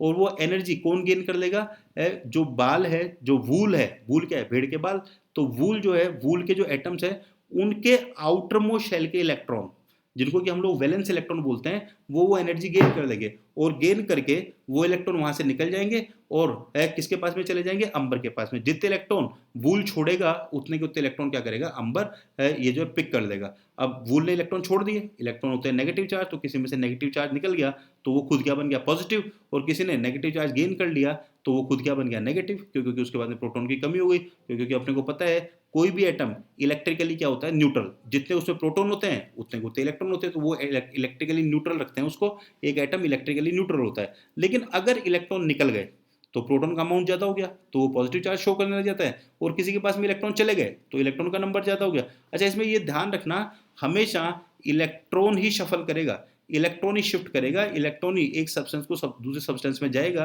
कभी भी प्रोटॉन नहीं जाते हैं, क्योंकि प्रोटॉन जो होते हैं वो स्ट्रॉन्ग इंटरन्यूक्लियर फोर्स से न्यूक्लियस के अंदर रहते हैं, और अगर न्यूक्लियस से बाहर निकल गए वो, तो न्यूक्लियस का एग्जिस्टेंस ही खत्म हो जाएगा, एटम ही खत्म हो जाएगा। इसलिए हमेशा इलेक्ट्रॉन ही एक सब्सटेंस को छोड़ के दूसरे सब्सटेंस में जाएंगे। अच्छा, एक पॉइंट इंपॉर्टेंट और याद रखो, कई बार एक बार क्वेश्चन पूछा हुआ है, कई बार पूछ लेते हैं, आपके स्कूल वगैरह में भी पूछ सकते हैं, बोर्ड में भी पूछ सकते हैं, कि अगर कोई चीज़ चार्ज होती है तो उसके मास में भी क्या चेंज होता है क्या? बिल्कुल चेंज होता है। अगर जैसे मान लो एक इलेक्ट्रॉन किसी एक सब्सटेंस से निकल के दूसरे सब्सटेंस में गया, तो इलेक्ट्रॉन गया है तो वो अपने साथ में मास भी तो लेके गया है, क्योंकि इलेक्ट्रॉन का मास भी तो होता है 9.1 इंटू 10⁻31 किलोग्राम। और अगर वो मास लेके गया है तो इसका मतलब जिससे इलेक्ट्रॉन निकला उसके मास में कमी हुई होगी, और जिसने इलेक्ट्रॉन गेन किया उसके मास में क्या हुई होगी, उसके मास में बढ़ोतरी हुई होगी, तो उसका मास बढ़ा होगा, जिसने छोड़ा उसका मास कम हुआ, और जिसने पकड़ा उसका मास क्या हुआ, उसका मास बढ़ा। तो ध्यान रखना ये जो इलेक्ट्रिफिकेशन के अंदर मास में भी क्या होता है, मास में भी चेंज होता है। तो ये हुआ अपना 7th पॉइंट। अच्छा, उसके बाद में 8th पॉइंट बिल्कुल सिंपल है। चार्ज केवल दो टाइप का होता है, एक तो होता है प्लस चार्ज और एक होता है माइनस चार्ज। एक तो प्लस चार्ज होगा और एक माइनस चार्ज होगा। पॉजिटिव चार्ज किसकी वजह से होता है? Due two electron deficiency. Electron deficiency की वजह से क्या होगा? पॉजिटिव चार्ज होगा। अगर किसी के पास में इलेक्ट्रॉनों की कमी है, किसी ने अपने इलेक्ट्रॉन छोड़ दिए हैं, तो उसके ऊपर आ जाएगा पॉजिटिव चार्ज। और अगर किसी ने एक्सेस इलेक्ट्रॉन गेन कर दिए, ठीक है ना, जो उसके पास में थे वो तो थे ही, और उसने और पकड़ लिए, उसके पास में क्या आ जाएगा? नेगेटिव चार्ज आ जाएगा। क्योंकि इलेक्ट्रॉन कैरी करता है नेगेटिव चार्ज, जिससे निकल गया वो प्लस बन जाएगा, जिसने पकड़ लिया वो क्या बन जाएगा? वो माइनस बन जाएगा। ये बात हुई चार्ज। अच्छा, एक यहीं पे एक पॉइंट और याद रखेंगे हम लोग, जो लाइक चार्ज होते हैं वो आपस में क्या करते हैं? वो आपस में रिपेल करते हैं। जैसे अगर दो नेगेटिव नेगेटिव को पास में रख दोगे तो वो आपस में क्या करेंगे? रिपेल करेंगे। और दो पॉजिटिव पॉजिटिव को पास में रख दोगे तो भी वो रिपेल करेंगे। लेकिन एक पॉजिटिव और एक नेगेटिव को पास में रख देंगे तो वो क्या करेंगे? अट्रैक्ट करेंगे। और कितना अट्रैक्शन होता है, कितना रिपल्शन होता है, ये हम लोग देखेंगे कूलम्ब्स लॉ के अंदर। कूलम्ब्स लॉ अपने को ये बताएगा कि कितना अट्रैक्शन और कितना रिपल्शन किस फॉर्मूले से हम लोग निकालते हैं। अच्छा, उसके बाद में 9th पॉइंट जो है ये थोड़ा सा इंपॉर्टेंट है, और इस 9th पॉइंट पे हम लोग ध्यान दें तो 9th पॉइंट ये ध्यान रखना आपको, चार्ज की बेसिक प्रॉपर्टीज, इसको मैं हाईलाइटर से हाईलाइट कर रहा हूँ। Basic property of charge. Charge की बेसिक प्रॉपर्टी क्या है? पहली प्रॉपर्टी देखो, charge is conserved. Charge is conserved, charge conserve. देखो, मैंने आपको 11th क्लास के अंदर भी पढ़ाया था कि पूरे इस यूनिवर्स में केवल और केवल चार चीजें कंजर्व है। चार चीजें कौन कौन सी कंजर्व है? अपन ने पढ़ा था एक law law of conservation of total energy. Total energy conserve है। एक हम लोगों ने पढ़ा था कंजर्वेशन ऑफ लीनियर मोमेंटम, यानी लीनियर मोमेंटम भी कंजर्व है। एक हम लोगों ने पढ़ा था conservation of angular momentum, angular momentum भी कंजर्व है। तो ये तीन लॉ तो हो गए थे अपने 11th क्लास के अंदर। अब ये चौथा लॉ कंजर्वेशन ऑफ चार्ज, तो इसका मतलब चार चीजें कंजर्व होती है। एक तो टोटल एनर्जी याद रखो, एक लीनियर मोमेंटम याद रखो, एक दूसरा एंगुलर मोमेंटम, और एक होता है चार्ज। ये चार चीजें कंजर्व है। अच्छा, कंजर्वेशन ऑफ चार्ज क्या? कंजर्वेशन का हमेशा एक ही तरीका होता है। लो क्या होता है? Charge neither be created not be destroyed, but it can be transform from one substance to other. एक सब्सटेंस से दूसरे सब्सटेंस के अंदर आप क्या कर सकते हो? इसको शिफ्ट कर सकते हो, इसको ट्रांसफर कर सकते हो। लेकिन आप ना तो इसको क्रिएट कर सकते हो, ना आप इसको क्या कर सकते हो, ना आप इसको डिस्ट्रॉय कर सकते हो। ठीक है ना तो इसको क्रिएट कर सकते हो आप, ना डिस्ट्रॉय कर सकते हो। बस एक सब्सटेंस से उठा के दूसरे सब्सटेंस में डालते हो। जैसे कि अपन ने अंबर और वूल को रब किया, अपर हो गया नेगेटिव चार्ज, वूल हो गया पॉजिटिव चार्ज। तो ऐसा थोड़ी कि वूल पॉजिटिव चार्ज हो गया तो वूल ये सोचेगी यार मैंने चार्ज क्रिएट किया है, और अंबर ये सोचेगी यार मेरा चार्ज जो है वो डिस्ट्रॉय हो गया। ठीक है ना? ना तो आपने चार्ज क्रिएट किया है ना चार्ज डिस्ट्रॉय हुआ है। बस इलेक्ट्रॉन जो है वो वूल से निकल के अंबर में चले गए, तो वूल के पास में तो आ गया पॉजिटिव चार्ज, और अंबर के पास में क्या आ गया? अंबर के पास में आ गया नेगेटिव चार्ज। तो ध्यान रखना, इसको अपन थोड़ा सा डिटेल में भी लेंगे आगे। तो चार्ज इज कंजर्व्ड, ये बेसिक प्रॉपर्टी है चार्ज की। अच्छा, दूसरा है चार्ज इज क्वांटाइज्ड। चार्ज क्या है? चार्ज क्वांटाइज्ड है। ये देखो सेकंड, ये charge is quantized, charge quantized भी है। क्वांटाइज्ड का मतलब क्या होता है? चार्ज आपको जब भी मिलेगा, मान लो आप निकल पड़े चार्ज ढूंढने की, यार मैं चार्ज ढूंढूंगा चार्ज होता कैसा है, तो चार्ज आपको हमेशा ई के मल्टीपल में मिलेगा। ई के मल्टीपल में मिलेगा। और ई की वैल्यू क्या होती है? ई की वैल्यू ये देखो, ये मैं साइड में लिख रहा हूँ। ई की वैल्यू होती है e equals to 1.6 into 10⁻⁻19 coulomb. ये आप याद कर लोगे, ये ई की वैल्यू है। अब आप जब भी ढूंढने निकलोगे तो आपको या तो चार्ज मिलेगा 1 ई, या तो मिलेगा प्लस माइनस मिल सकता है, हो सकता है प्लस मिले, हो सकता है माइनस मिले, +1 ई भी मिल सकता है, -1 ई भी मिल सकता है। प्लस उसके पास में मिलेगा जिसके पास में इलेक्ट्रॉनों की कमी है, और माइनस उसके पास में अगर एक इलेक्ट्रॉन की कमी है तो प्लस ही मिल जाएगा, और किसी के पास में अगर एक इलेक्ट्रॉन ज़्यादा है तो उसके पास में माइनस ही मिल जाएगा। चार्ज मिल सकता है आपको +-2 ई, चार्ज मिल सकता है आपको +-3, चार्ज मिल सकता है आपको +-4 ई, और ऐसे करते करते चार्ज मिल सकता है आपको +-n ई। ये चार्ज आपको मिल सकता है। तो यहाँ से अपन एक फॉर्मूला बना लेते हैं कि Q क्या होता है? Q होता है +-n ई, ये चार्ज होता है। और n की वैल्यू क्या होगी? n की वैल्यू हमेशा इंटीजर में आएगी, 1 2 3 4 ये आएगी n की वैल्यू। n की वैल्यू कभी भी फ्रैक्शन में नहीं आएगी। n की वैल्यू कभी भी फ्रैक्शन में नहीं आएगी। ऐसा नहीं होगा कभी भी कि आपको चार्ज कितना मिला, आपको चार्ज मिला Q इक्वल्स टू E/3 ये मिला, या आपको चार्ज मिला E/5, या आपको चार्ज मिला 2E/7, ऐसा कभी भी नहीं होगा, ये बिल्कुल गलत है, ऐसा कभी भी नहीं होगा। ऐसे चार्ज नहीं मिलेगा, इसका मतलब चार्ज हमेशा आपको इंटीजर में मिलता है। भाई वजह क्या होती है ना, कि जब भी चार्ज निकलेगा, इलेक्ट्रॉन निकला, तो या तो एक निकलेगा, या दो निकलेगा, या तीन निकलेगा, ठीक है ना, हमेशा इंटीग्रल मल्टीपल में निकलेगा। इसलिए चार्ज हमेशा कैसा मिलेगा आपको, चार्ज हमेशा मिलेगा Q=Ne। मतलब चार्ज की मिनिमम वैल्यू कितनी पॉसिबल है, चार्ज की मिनिमम वैल्यू पॉसिबल है E के इक्वल, चार्ज की मिनिमम वैल्यू पॉसिबल है E के इक्वल। और इसको अपन जो मिनिमम वैल्यू होती है उसको अपन बोलते हैं क्वांटम। मिनिमम वैल्यू को क्या बोलते हैं अपन, क्वांटम। तो ये जो E है, ये है क्वांटम ऑफ चार्ज, ये जो है ये है क्वांटम ऑफ चार्ज। इसको हम लोग क्या बोलते हैं, इसको हम लोग क्वांटम बोलते हैं। इसीलिए अपन ये बोलते हैं कि चार्ज इज क्वांटाइज। देखो क्वांटम का मैं आपको डिटेल मतलब तरीके से समझाता हूँ, व्हाट इज क्वांटम। क्वांटम क्या है, जैसे सपोज करो आप मैं जैसा भी इस लैपटॉप पे काम कर रहा हूँ, मैं ये लैपटॉप लेने गया, तो ये लैपटॉप मुझे पूरा मिलेगा। मैं ये सोचूं कि यार मुझे इसका कीपैड उखाड़ के दे दे, तो वो कीपैड उखाड़ के नहीं देंगे। जैसे सपोज करो ये जो है, ये मेरे पास में ये एक मार्कर है, ठीक है ना, ये मार्कर है। अब मैं ये सोचूं कि यार ये मार्कर जो मैं आधा करके ले आऊं, तो ये पॉसिबल नहीं है। मुझे ये हमेशा इंटीजर में ही मिलेगा, या तो ये एक मार्कर पूरा मिलेगा, या ऐसे दो मिलेंगे, या ऐसे तीन मिलेंगे, या ऐसे चार मिलेंगे। ऐसा पॉसिबल नहीं है कि मैं ऐसा डेढ़ मार्कर ले आऊँ, एक तो पूरा ले आऊँ और एक आधा ले आऊँ। तो ये मुझे 1 के मल्टीपल में मिल रहा है ना। तो इसलिए अपन क्या बोलेंगे, जैसे मान लो मेरी क्लास में पढ़ा रहा हूँ, मेरी क्लास में 20 बच्चे पढ़ रहे हैं। अब 20 बच्चे पढ़ रहे, तो जो नेक्स्ट बच्चा आएगा वो 21वां बच्चा होगा, ठीक है ना। पहले 20 थे, अब 21 हो गए। ऐसा कभी भी नहीं हो पाएगा कि कोई मुझसे क्लास पूछे कि यार तेरी क्लास में कितने बच्चे हैं, और मैं बताऊं उसको कि 20.5 बच्चे हैं। पॉइंटों में नहीं होगा कभी बच्चा, ऐसा थोड़ी है कि बच्चा आधा ही आ रहा है, ऊपर का पोर्शन पोर्शन आ रहा है, नीचे टांगी नहीं आ रही, टांगी भी आएगी थोड़े दिनों में। तो ऐसा नहीं होगा। तो हमेशा आपको इंटीग्रल मल्टीपल में जो भी चीज़ मिलती है उसको अपन क्या बोलते हैं कि वो चीज़ क्वांटाइज्ड है, और चार्ज के साथ में भी ऐसा ही है। और उस मिनिमम नंबर को बोलते हैं अपन क्वांटम। जैसे हम लोग पेन लेने गए, ठीक है ना, तो अपने को पेन पूरा मिलेगा, तो पेन का एक क्वांटम है, ठीक है ना, 1 पेन। या दो मिलेंगे या तीन मिलेंगे, तो मिनिमम नंबर को अपन बोलते हैं क्वांटम। अच्छा, उसके बाद में थर्ड प्रॉपर्टी दे रखी है, charge is additive. Charge is additive का मतलब क्या है, चार्ज का आप हमेशा एल्जेब्रिक एडिशन करेंगे। चार्ज इज एडिटिव, चार्ज का हमेशा अपने को क्या करना है, चार्ज का हमेशा अपने को एल्जेब्रिक एडिशन करना है। मतलब ये स्केलर क्वांटिटी है, वेक्टर क्वांटिटी तो है नहीं। वेक्टर चीजें तो क्या डायरेक्शन के हिसाब से ऐड होती है, और ये जो है साइन के हिसाब से ऐड होती है, प्लस माइनस। जैसे मान लो कि मैंने ये बोला कि यार ये एक बॉक्स है मेरे पास में, ठीक है ना, इधर देखो ये स्क्रीन के ऊपर, ये मेरे पास में एक बॉक्स है, और मैंने इसको क्या किया, मैंने इसको दे दिया +10 कूलम चार्ज, इसको मैंने दे दिया। मैंने थोड़ी देर बाद में मैंने इसको दे दिया +2 कूलम चार्ज। फिर मैंने थोड़ी देर बाद में मैंने इसको दे दिया कितना, मैंने इसको दे दिया -4 कूलम चार्ज। अब कोई पूछेगा यार कितना चार्ज इसके पास में, तो देखो प्लस का 10 और प्लस का 2 कितना हो गया, प्लस का 12, और माइनस का 4 कितना हो गया, माइनस का 4 हो गया। प्लस के 12 में से माइनस का 4 गया तो प्लस का 8। तो इसके पास में टोटल चार्ज कितना है, इसके पास में टोटल चार्ज +8 कूलम, ये इसके पास में टोटल चार्ज है। तो ये मैंने क्या किया, ये मैंने इन तीनों का क्या किया है, एल्जेब्रिक एडिशन किया है। तो चार्ज इज एडिटिव, ठीक है ना। देखो इसमें लिखा हुआ भी है आगे पॉइंट नंबर 3 में, देखो always add charge with their sign. Sign के हिसाब से अपन क्या करते हैं, ऐड करते हैं। उसके बाद में फोर्थ पॉइंट तो बिल्कुल क्लियर हो ही गया होगा, वैसे ही चार्ज इज स्केलर क्वांटिटी, इसमें डायरेक्शन की जरूरत नहीं पड़ती है। अब देखो मैंने ऊपर जो बेसिक प्रॉपर्टी के अंदर जो पहला पढ़ा है, चार्ज इज कंजर्व, इसको अपन थोड़ा सा डिटेल में लेते हैं। Conservation of charge. Conservation of charge क्या है, देखो कंजर्वेशन ऑफ चार्ज लॉ तो सिंपल है, charge neither be created nor be destroyed, ठीक है ना। चार्ज इसमें नॉट लिखा हुआ है, आप करेक्ट कर लेना इसको। Charge neither be created nor be destroyed, nor है ये, नॉट नहीं है। चार्ज ना तो क्रिएट कर सकते हैं अपन, ना चार्ज क्या कर सकते हैं अपन, डिस्ट्रॉय कर सकते हैं। But total amount of charge जो है वो क्या है, फिक्स्ड है। अपन केवल इसको क्या कर सकते हैं, एक सब्सटेंस से दूसरे सब्सटेंस में ट्रांसफर कर सकते हैं, ना तो ये क्रिएट होगा ना डिस्ट्रॉय हो गया। अच्छा, अपन इसके सपोर्ट में कुछ एग्जांपल देते हैं।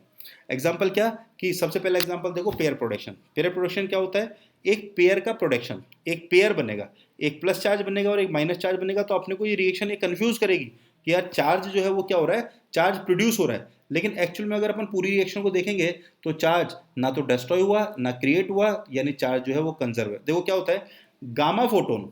गामा फोटोन क्या होता है, फोटोन है तो इसका मतलब इसके ऊपर कोई चार्ज नहीं होगा। देखो ये गामा क्या होता है, जो जो रेडियो एक्टिव सब्सटेंस होते हैं, जैसे मान लो ये एक रेडियो एक्टिव सब्सटेंस है, सपोज करो ये प्लूटोनियम है या रेडियम है। अब इस रेडियो एक्टिव सब्सटेंस में से अपने आप ही 3 तरह के पार्टिकल निकलते रहते हैं। जैसे मान लो कुछ पार्टिकल तो निकलेंगे इसके अंदर से पॉजिटिव पार्टिकल, इनको तो अपन बोलते हैं alpha particle. Radio active substance में से कुछ पार्टिकल निकलेंगे क्या, कुछ पार्टिकल निकलेंगे नेगेटिव पार्टिकल, जिनको हम लोग बोलते हैं बीटा पार्टिकल। और कुछ पार्टिकल निकलते हैं, ठीक है ना, कुछ पार्टिकल निकलते हैं न्यूट्रल, जिनको हम लोग बोलते हैं गामा पार्टिकल। ये जो अल्फा पार्टिकल होते हैं, ये अल्फा पार्टिकल ये तो होते हैं पॉजिटिवली चार्ज, ये जो बीटा पार्टिकल होते हैं, ये बीटा पार्टिकल होते हैं नेगेटिवली चार्ज, और ये जो गामा होते हैं, ये गामा होते हैं न्यूट्रल, इनके ऊपर कोई चार्ज नहीं होता, इनका जो चार्ज होता है वो होता है जीरो। मतलब ये नेगेटिवली चार्ज होते हैं बीटा, अल्फा जो होते हैं पॉजिटिव चार्ज होते हैं, और ये जो क्यू है, ठीक है ना, गामा, गामा का चार्ज कितना होता है, जीरो। अब क्या होता है कि जैसे मान लो कोई रेडियोएक्टिव सब्सटेंस है, इसमें से ये गामा पार्टिकल निकला, और गामा पार्टिकल निकल के आगे एनवायरनमेंट में आगे बढ़ा, और आगे बढ़ा तो गामा पार्टिकल से कोई मैटर टकरा गया, ये गामा पार्टिकल आगे बढ़ता हुआ किसी मैटर से टकरा गया, सॉलिड से टकरा गया, लिक्विड से टकरा गया, गैस गैस से टकरा गया, और ये गामा आगे बढ़ते हुए किसी मैटर से टकराया। अच्छा, इसके अंदर एक शर्त है, इस गामा की जो एनर्जी है वो greater than equal to 1.02 mega electron volt से ज़्यादा होनी चाहिए, याद रखोगे आप लोग, वह नहीं तो ये कोई और फिनोमेना करेगा, ये आगे आएगा। अगर गामा की एनर्जी इतनी है तब तो ये पेयर प्रोडक्शन करेगा, और अगर गामा की एनर्जी इससे कम है तो अलग फिनोमेना करेगा, अगर गामा की एनर्जी इससे ज़्यादा है तो फिर ये क्या करेगा, पेयर प्रोडक्शन करेगा। तो अगर गामा की energy 1.02 mega electron volt is the unit of energy, इसको हम लोग जूल में भी कन्वर्ट कर सकते हैं, आगे सीखेंगे। तो गामा जो है अगर इसकी एनर्जी 1.02 मेगा इलेक्ट्रॉन वोल्ट से ज़्यादा है तो ये क्या करता है, ये ब्रेक हो जाता है, और एक तो बनाता है इलेक्ट्रॉन, ये एक तो बनाएगा इलेक्ट्रॉन, और एक क्या बनाता है, एक बनाता है पॉजिट्रॉन। पॉजिट्रॉन जो होता है वो इलेक्ट्रॉन का नेगेटिव पार्टिकल होता है। अब अगर अपने को देखें तो एक तो नेगेटिव चार्ज बना और एक क्या बना, पॉजिटिव चार्ज। तो अपने को इससे ऐसा लगता है कि यार तू तो कह रहा था भैया चार्ज तो बनता ही नहीं है, ये तो यहाँ पे नेगेटिव और पॉजिटिव बन रहा है। तो अपने को इस रिएक्शन को देखने से कंफ्यूजन होता है। क्या कंफ्यूजन होता है, क्या नेगेटिव और पॉजिटिव चार्ज बन रहा है, जबकि चार्ज तो कंजर्व है, चार्ज तो बन ही नहीं सकता, we can not create the charge. तो इसके लिए अगर अपन इस टोटल रिएक्शन को देखें, साइंटिस्ट लोगों ने कहा कि यार तू इन दोनों को मत देखो, इस रिएक्शन का लेफ्ट हैंड साइड भी तो देखो, तुम केवल राइट हैंड साइड को देख रहे हो। अगर अपन इसका चार्ज कितना था, इस गामा का चार्ज था जीरो, गामा का चार्ज था जीरो। इस इलेक्ट्रॉन का चार्ज कितना हो जाएगा, इलेक्ट्रॉन का चार्ज हो जाएगा -1.6 इंटू 10⁻⁻19 कूलम, और इसका चार्ज कितना हो जाएगा, इस पॉजिट्रॉन का चार्ज हो जाएगा +1.6 इंटू 10⁻⁻19 कूलम। और अगर अपन दोनों को ऐड करें राइट हैंड साइड को तो वो भी जीरो हो जाएगा। तो पहले भी जीरो था, अभी भी जीरो, तो कहीं का चार्ज क्रिएट हुआ। तो इस रिएक्शन, भाई देखो ये बिल्कुल वैसी बात है, अपने लीनियर मोमेंटम कंजर्वेशन के अंदर पढ़ा था कि जब तक गोली बंदूक के अंदर है तो दोनों का लीनियर मोमेंटम जीरो है। अब जब बंदूक से गोली फायर हुई, ठीक है ना, तो उसके बैरल से निकली तो गोली आगे गई, तो अपने को ऐसा लगता है कि यार तू कह रहा था कि यार लीनियर मोमेंटम कंजर्व है, excuse me, linear momentum conserve है, लेकिन ये तो गोली आगे गई है तो इसको तो लीनियर मोमेंटम गेन हो गया। तो फिर अपन ये बोलते हैं कि यार तू केवल गोली को मत देखे, तू पूरे सिस्टम को देख, बंदूक को भी देख, जो गन है वो पीछे गई है, रिकॉइल वेलोसिटी से वो पीछे गई है, गन पीछे गई, गोली आगे गई, तो टोटल लीनियर मोमेंटम, जितने लीनियर मोमेंटम से ये जो है बुलेट आगे गई, उतने उतने लीनियर मोमेंटम से गन पीछे गई, तो टोटल लीनियर मोमेंटम अभी भी जीरो ही है।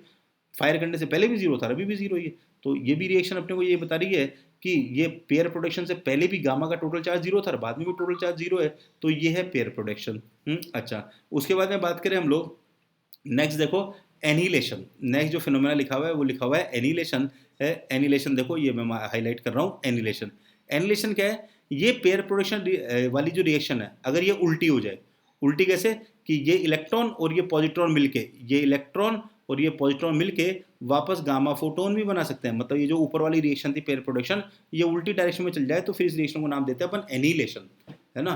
ये जो है एनिलेशन, यानी जो पेयर बना था उसका वापस क्या होगा, उसका वापस डिस्ट्रक्शन होगा। अच्छा, अब इस रिएक्शन से क्या लगता है अपने को, कि यार प्लस और माइनस चार्ज ये क्या हो गए, न्यूट्रल हो गए।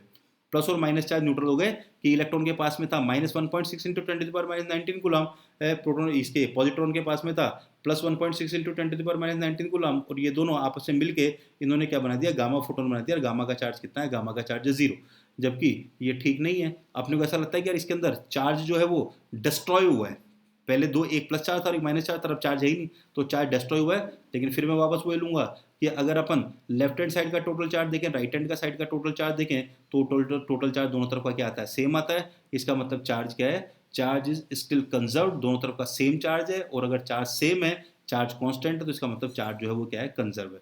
उसके बाद में नेक्स्ट फिनोमेना देखो, रेडियो एक्टिव डिके, ये सी नंबर का जिसको मैं हाईलाइट कर रहा हूँ, रेडियो एक्टिव डिके क्या होता है। अभी मैंने बताया ना कि कोई भी रेडियो एक्टिव सब्सटेंस अगर है, ठीक है ना, कोई भी अगर रेडियो एक्टिव सब्सटेंस है तो तीन टाइप के पार्टिकल निकालता है। जैसे मान लो ये एक रेडियो एक्टिव सब्सटेंस है, जैसे सपोज करो ये यूरेनियम है, यूरेनियम हुआ, प्लूटोनियम हुआ, रेडियम हुआ, थोरियम हुआ, पोलोनियम हुआ, लेड के बाद वाले सारे रेडियो एक्टिव है। और अपने कोर्स में भी है रेडियो एक्टिविटी डिटेल के अंदर, न्यूक्लियस वाले चैप्टर के अंदर आएगा, मैंने अभी आपको कोर्स कंटेंट बताया था।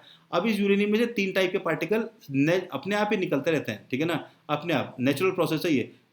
कुछ तो निकलते हैं इसके अंदर से अल्फा पार्टिकल होते हैं पॉजिटिवली चार्ज पार्टिकल है, कुछ निकलते हैं इसके अंदर से नेगेटिवली चार्ज पार्टिकल, वो होते हैं बीटा, और कुछ निकलते हैं इसके अंदर से न्यूट्रल पार्टिकल, जिसको अपन क्या बोलते हैं, जिसको अपन बोलते हैं गामा। ये 3 टाइप के पार्टिकल निकलते रहते हैं। तो अब अपन लोग बात कर रहे हैं, और इसको ये जो अल्फा बीटा गामा निकालना है, इसको अपन बोलते हैं रेडियो एक्टिव डिके, क्योंकि ये जो यूरेनियम है ये अल्फा बीटा या गामा निकाल कर ये किसी और में कन्वर्ट हो जाएगा, फिर ये यूरेनियम नहीं रहेगा, इसका डिके हो जाएगा, इसलिए इसको रेडियो एक्टिव डिके कहते हैं। तो देखो अपन यूरेनियम से अल्फा पार्टिकल का निकलना बता रहे हैं। सबसे पहले मैं अल्फा पार्टिकल की थोड़ी सी इन्फॉर्मेशन दूंगा आपको।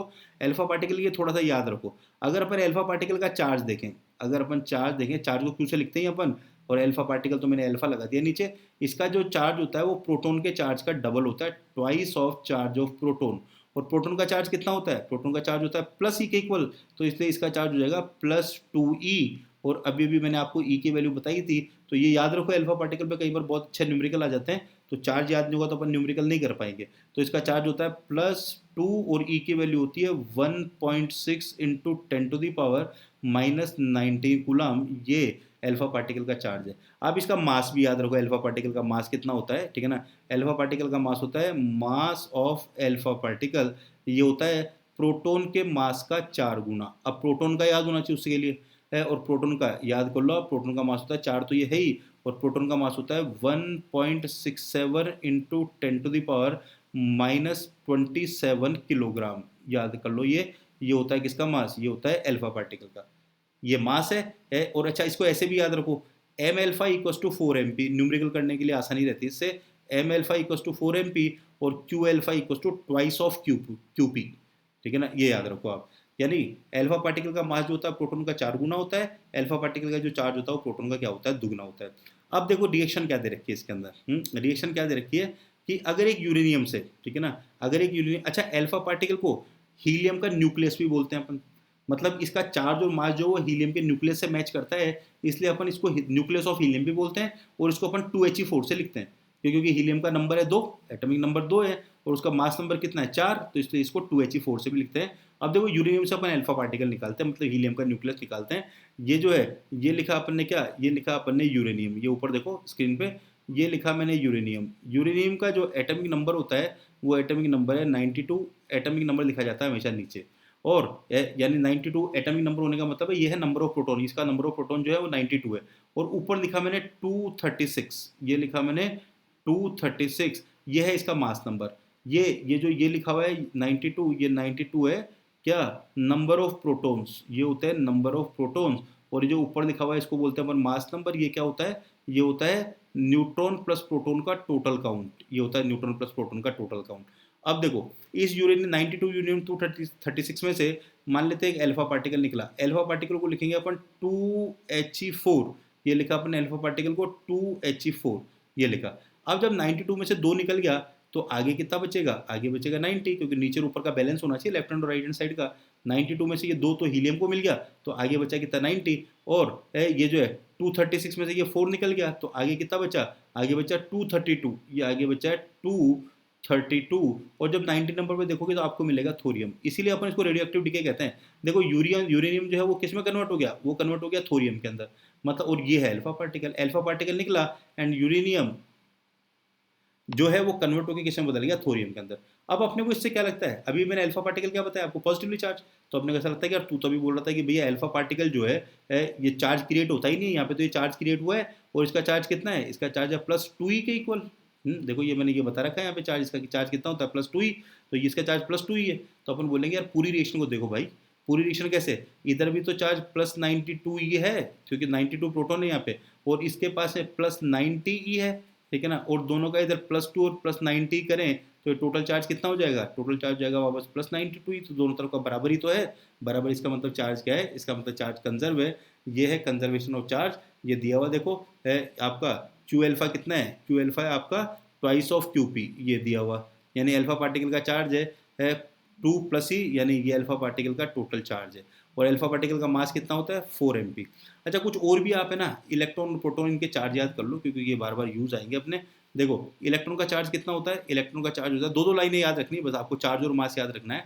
इलेक्ट्रॉन नेगेटिवली चार्ज होता है, इसका चार्ज होता है कितना -1.6 इंटू 10⁻⁻19 कूलम, -e से लिखते हैं इसको। इसका मास कितना होता है इलेक्ट्रॉन का 9.1 इंटू 10⁻31 किलोग्राम। अब ये तो याद ही करने पड़ेंगे आपको, इसमें कोई कॉन्सेप्ट तो है नहीं कि यार ये क्यों होता है, साइंटिस्ट लोगों ने निकाला तो ये आपको याद करना है। प्रोटॉन का चार्ज कितना होता है +1.6 इंटू 10⁻19। ये देखो इन दोनों का इक्वल है, प्रोटॉन का और इसका इलेक्ट्रॉन का इक्वल है इसका ये वाला, ठीक है ना, और इसका ये वाला, ये दोनों चार्ज क्या है इक्वल है। प्रोटॉन इलेक्ट्रॉन का इक्वल होता है, बस इसके पास में प्लस होता है, इसके पास में प्लस होता है, प्रोटॉन के पास में इसके पास में माइनस होता है। अच्छा, उसके बाद में मास की बात करें, जो प्रोटॉन होता है वो कंपेरेटिवली हैवियर मास होता है, इसका मास होता है 1.67 इंटू 10⁻27 किलोग्राम, उसका -31 था। उसके बाद न्यूट्रॉन की बात करें, न्यूट्रॉन जो है वो न्यूट्रल पार्टिकल है, देखो इसका चार्ज कितना होता है, इसका चार्ज होता है 0, न्यूट्रल पार्टिकल है, इसके ऊपर कोई चार्ज नहीं होता। अच्छा, उसके बाद में बात करें अपन मास की तो इसका जो मास होता है न्यूट्रॉन का, ये बिल्कुल प्रोटॉन के इक्वल होता है। प्रोटॉन का जो मास होता है, प्रोटॉन न्यूट्रॉन का मास बिल्कुल इक्वल होता है। देखो ये दोनों इक्वल है, ये जो है ये मैं ब्लू इससे मार्क कर रहा हूँ, ये वाला और ये वाला जो है ये बिल्कुल इक्वल है, ये दोनों बिल्कुल इक्वल है। यानी प्रोटॉन और न्यूट्रॉन का तो मास इक्वल होता है और इलेक्ट्रॉन प्रोटॉन का चार्ज इक्वल होता है। एक ये पॉजिट्रॉन के लिए याद रखो आप, पॉजिट्रॉन का जो मास होता है, ठीक है ना, पॉजिट्रॉन का जो चार्ज होता है वो किसके इक्वल होता है, पॉजिट्रॉन का चार्ज इसके इक्वल होता है +1.6 इंटू 10⁻19 कूलम। इलेक्ट्रॉन का उल्टा कर लो, पॉजिट्रॉन के केस में तो आप इलेक्ट्रॉन को क्या कर लीजिए, आप इलेक्ट्रॉन का उल्टा कर दीजिए। ये जो पॉजिट्रॉन है ये it is just anti particle of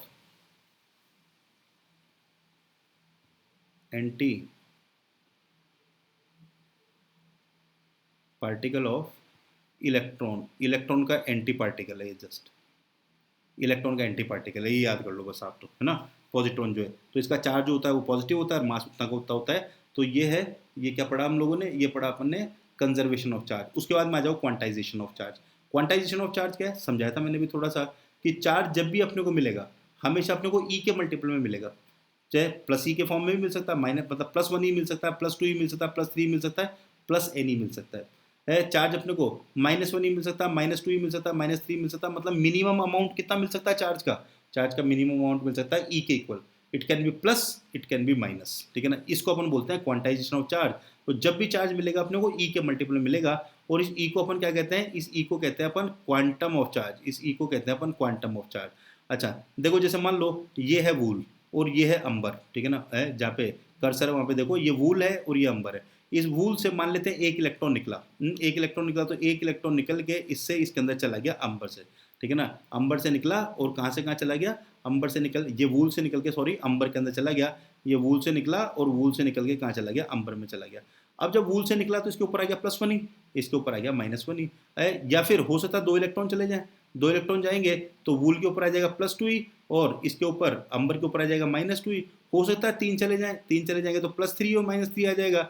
हो सकता है n चले जाएं, तो n चले जाएंगे तो ये आ जाएगा +ne और -ne वूल के ऊपर, तो क्योंकि इसने इलेक्ट्रॉन छोड़े तो इसके ऊपर तो आ गया +ne, और इसके ऊपर क्या आ गया, इसके ऊपर आ गया -ne।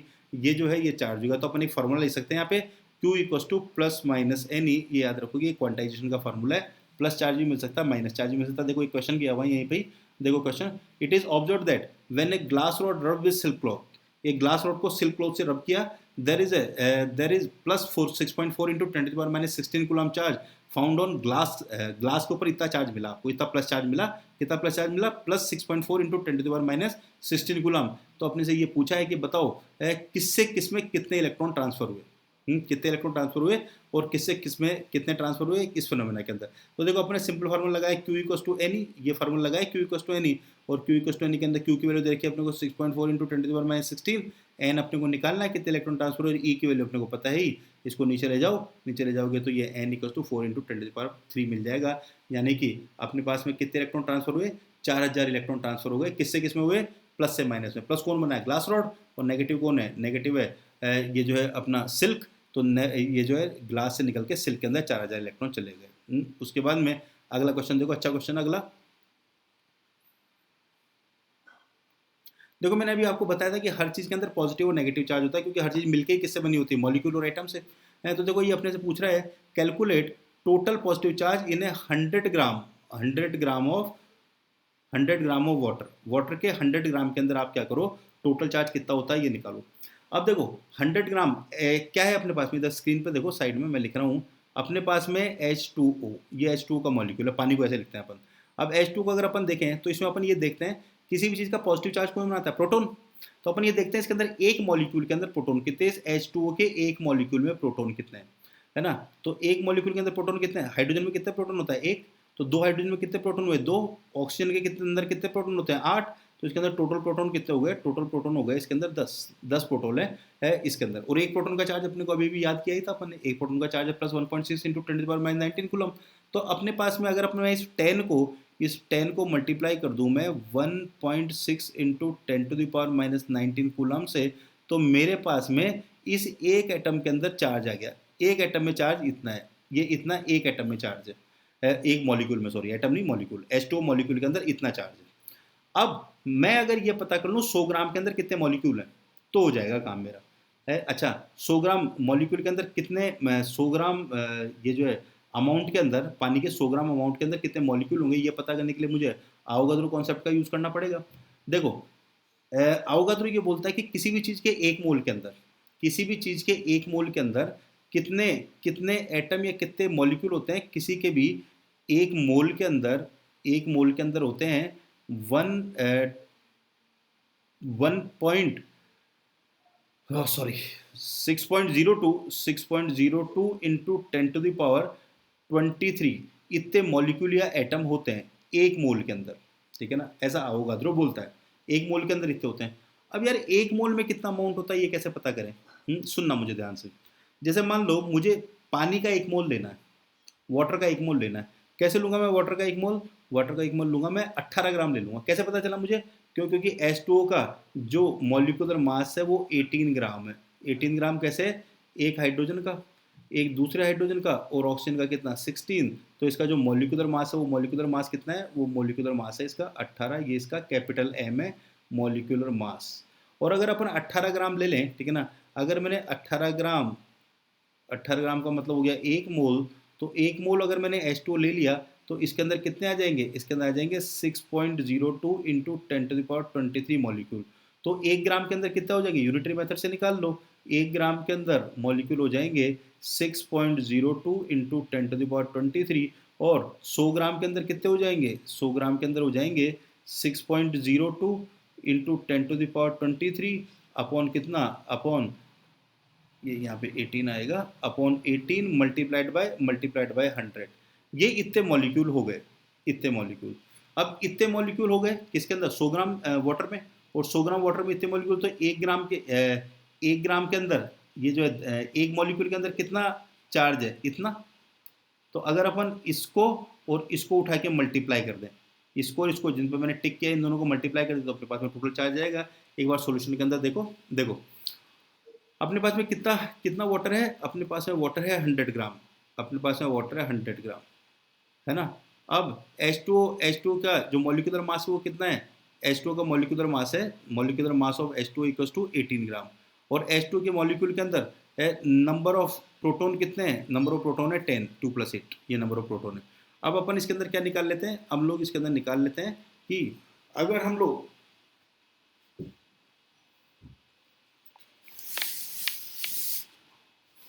देखो, अगर हम लोग बात करें कि इसके 100 ग्राम के अंदर, इसके 100 ग्राम के अंदर कितने मॉलिक्यूल होंगे ये पता कर लेते हैं हम लोग।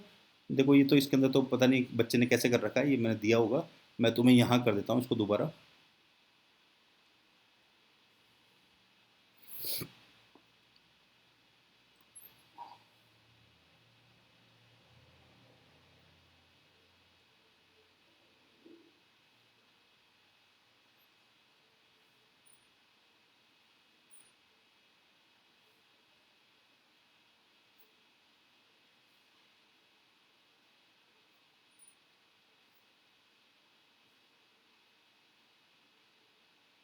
देखो उसको तरीके से कर देते हैं अपन। देखो अपने से क्वेश्चन क्या पूछा है, अपने जो क्वेश्चन पूछा है कि 100 ग्राम के अंदर कितना पॉजिटिव चार्ज होगा, अपने को दे रखा है 100 gram of water, 100 gram of water दे रखा है। वाटर का फॉर्मूला अपने पास में कितना है, वाटर का फॉर्मूला अपने पास में H2।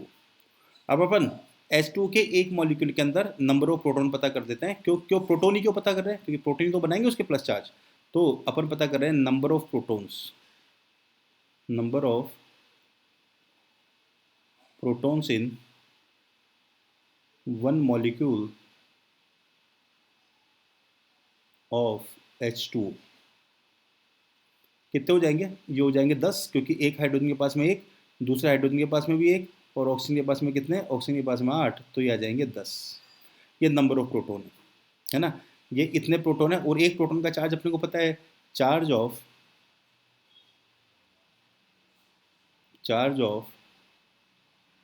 1 प्रोटॉन, एक प्रोटॉन का चार्ज, अभी भी मैंने सभी के चार्ज बताए थे, एक प्रोटॉन का चार्ज होता है +1.6 इंटू 10⁻⁻19 कूलम, ये एक प्रोटॉन का चार्ज होता है।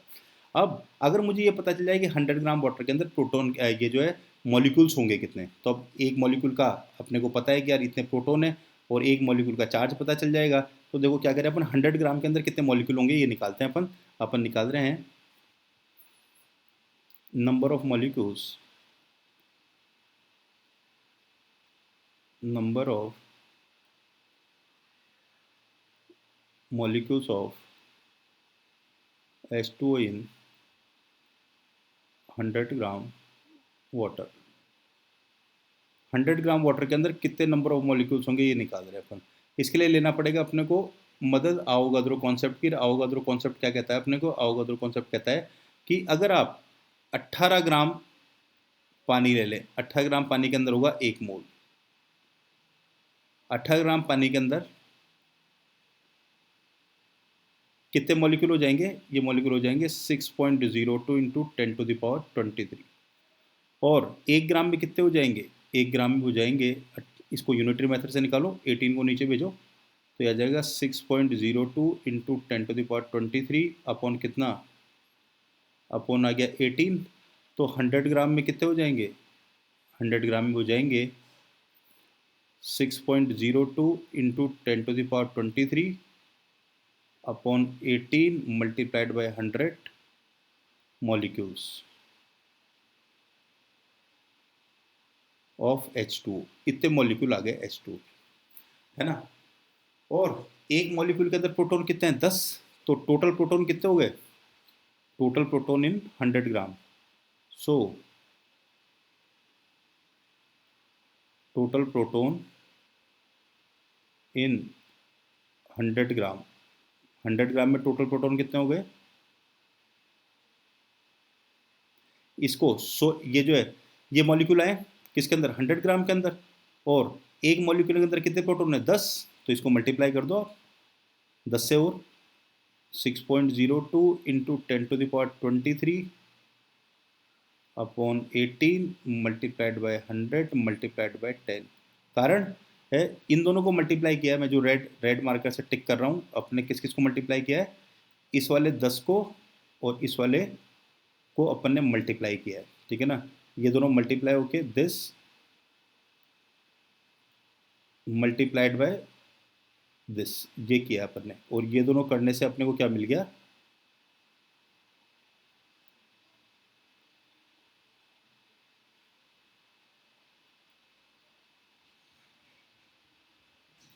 ये दोनों करने से अपने को ये मिला है ना? ये किया अपन ने, तो ये करने से ये मिल गया। अभी अपने को क्या मिल गया? ये अपने को मिल गया टोटल प्रोटॉन, और एक प्रोटॉन का चार्ज कितना होता है? So total positive charge, so total positive charge 100 ग्राम के अंदर टोटल पॉजिटिव चार्ज कितना हो जाएगा? ये जो नंबर ऑफ प्रोटॉन है, ये नंबर ऑफ प्रोटॉन है, इसको आप क्या कर दो, एक प्रोटॉन के चार्ज से मल्टीप्लाई कर दो, 6.02 इंटू 10⁻23 अपॉन कितना? 18 multiplied by 100 multiplied by 10 multiplied by 1.6 into 10⁻⁻19, इतना चार्ज आ जाएगा। ये आ गया 100 ग्राम के अंदर पॉजिटिव चार्ज, ये ऐसे हो जाएगा, है ना? वो तो किसी ने बच्चे ने कर रखा है वहाँ पे, तो नोट्स में तो वो तो बच्चे के हिसाब से कर रखा है, एग्जैक्टली ऐसे होगा ये। उसके बाद में देखो अदर मेथड्स ऑफ चार्जिंग। तो देखो आज के लिए काफ़ी हो गया है मेरे हिसाब से, यहाँ रोक देना चाहिए आज तो अपने को लेक्चर, ठीक है ना? क्योंकि काफ़ी थ्योरी हो जाएगी। आप लोग, आपके पास में जो भी रेफरेंस बुक हो, आप रेफरेंस बुक यूज़ कर सकते हैं। प्रदीप ले लो, या फिर एस एल अरोड़ा है वो ले लो, दोनों बुक्स अच्छी है। और आप तो एक बुक पे कमांड कर लो, अगर अपने को बोर्ड्स में अच्छे मार्क्स लेके आने हैं तो एस एल अरोड़ा या प्रदीप पढ़ा हो तो ठीक है, एन सी आर टी पढ़ी हो तो ठीक है, अदरवाइज नोट्स को पढ़ना, एक बार देखना। अभी थोड़ा सा सेक्शन और बचा हुआ है, ये देखो मैं आपको दिखा दूँ, अदर मेथड्स ऑफ चार्जिंग, एक तो ये बचा हुआ है, ठीक है ना, बस यहाँ पर ख़त्म हो जाएगा, उसके बाद में कूलम्स लॉ चालू हो जाएगा। तो एक थ्योरी का टॉपिक रोका है और नेक्स्ट क्लास के अंदर अपन कूलम्स लॉ से आगे बढ़ेंगे, ठीक है ना। All the best students, take care, और इसको रिपीट कर दीजिएगा प्लीज़। Thank you.